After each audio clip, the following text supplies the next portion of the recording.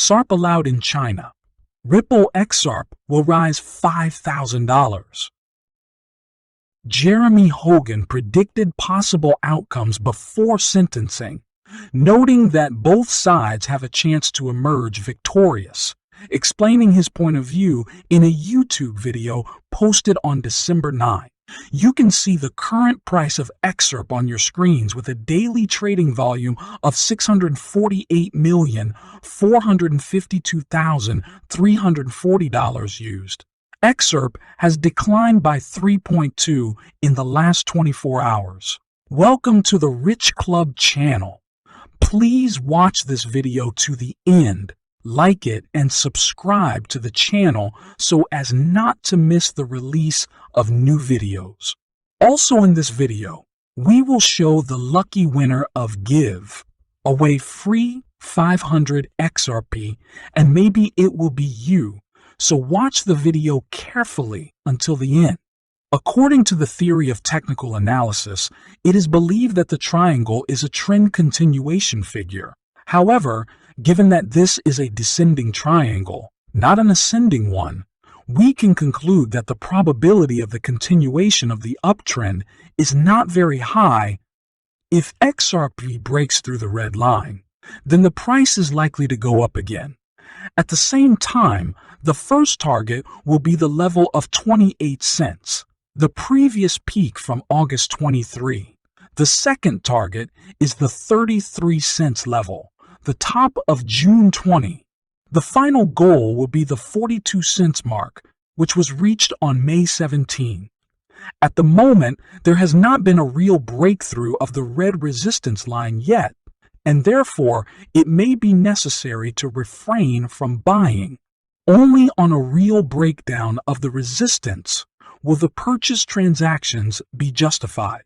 In his first forecast, Hogan noted that Ripple could win if the final decision states that XRP was not sold as a security. He noted that the reason for the forecast was Ripple's lack of legal obligations to the buyer of XRP.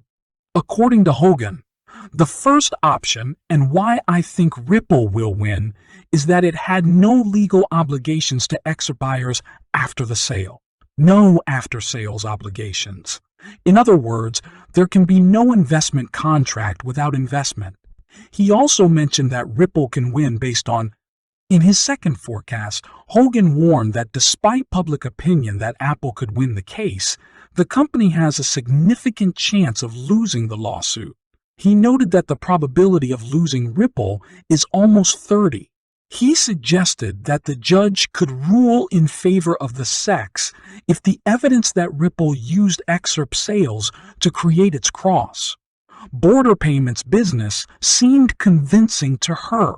The only thing the SEC has done a good job of in its previous summaries is outlining all the statements, emails, and YouTube videos of various Ripple employees talking about the price of XRP.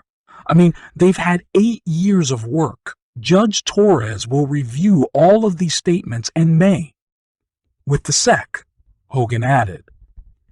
In addition, Hogan noted that if Ripple loses the case, the company will be able to withstand the financial storm that may follow after a negative outcome. In fact, Hogan said that the case could end in a draw, noting that there is a 19.1 chance that the judge will not be able to rule in favor of either side and divide the child, as in the parable of King Solomon. Judge Torres divides the child, arguments of both sides, and decides that the early XRP sales were security sales, but at some point, the sales lose this designation and become non-security sales. He added, however, given the impact of the case on the overall cryptocurrency market, Hogan pointed out that the probability that it will come to a draw is low. He believes that the judge needs to make a reasoned decision based on the evidence presented by both sides. In his latest forecast, the lawyer noted that the judge always has the opportunity to make an unexpected verdict, noting that this is a common case in lawsuits. The fourth possibility is something that no one has really thought about, and this sometimes happens in lawsuits. In conclusion, the official forecast of the lawsuit made in the legal bulletin is a 50.12 chance of Ripple winning and a 29.80. Indeed, cryptocurrency market enthusiasts are closely watching how the outcome of the case will affect the price of Ripple's native token, XRP.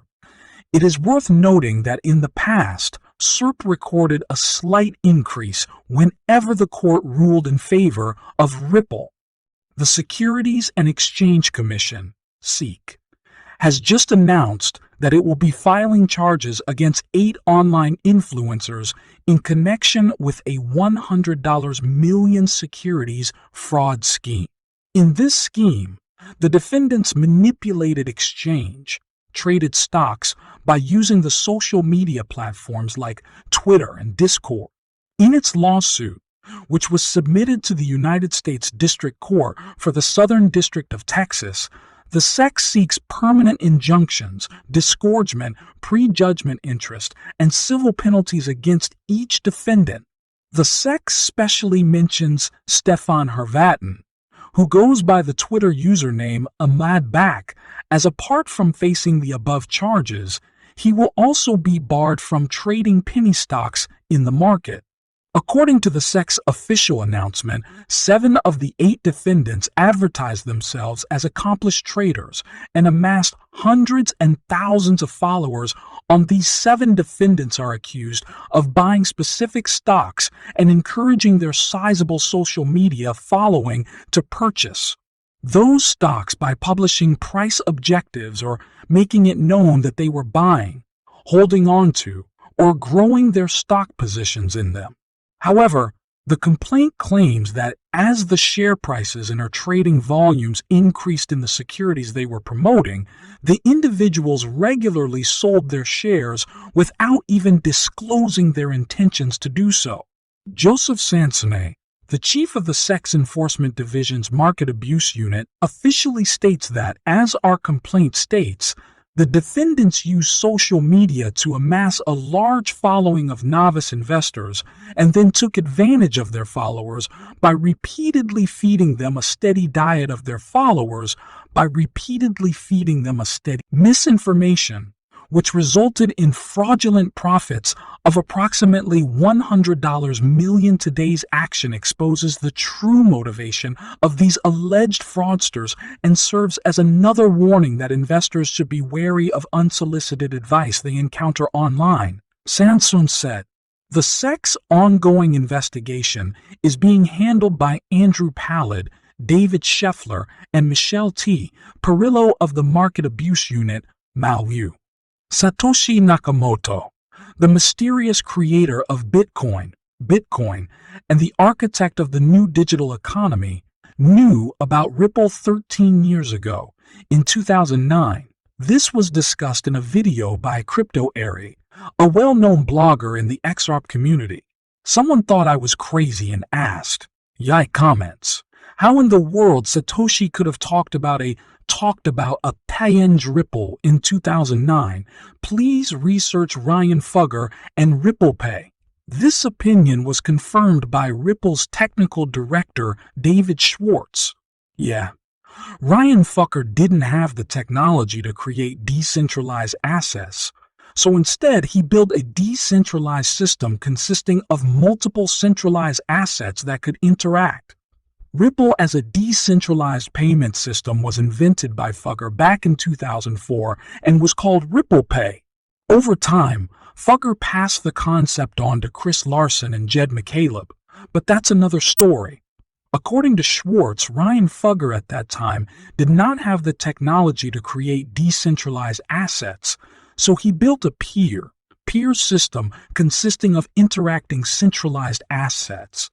This is indirectly confirmed by Fugger himself, who stated on his Twitter account back in 2016 that his Ripple never had XRP, and the idea did not belong to him. My Ripple has never had XRP, not my idea.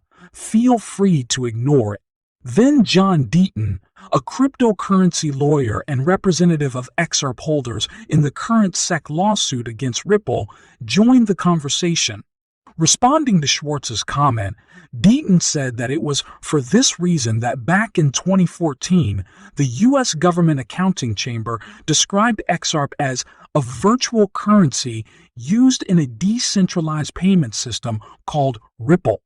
Thank you for watching this video to the end. If you liked it, then don't forget to like and subscribe to the channel so as not to miss the release of new videos.